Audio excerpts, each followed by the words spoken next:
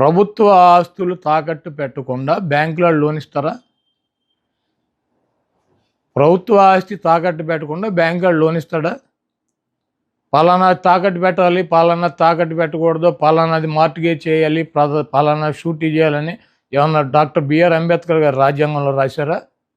Secretariat ఏంటి చంద్రబాబు గారిదా? ప్రభుత్వాన్ని.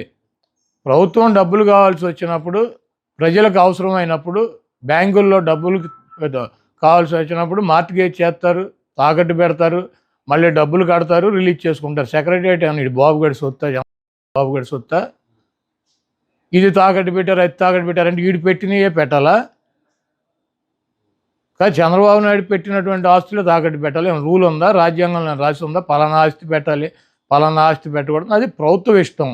వాళ్ళు బ్యాంకర్స్తో మాట్లాడి బ్యాంక్ వాళ్ళు డబ్బులు కావాలన్నప్పుడు వాళ్ళు ఏదో ఒకటి మార్టిగేజ్ అడుగుతారు. ప్రభుత్వ ఆస్తి ప్రభుత్వం వాళ్ళు దాన్ని బట్టి వాళ్ళకు ఉన్నటువంటి వెసులుబాటుని బట్టి పెట్టుకుంటారు.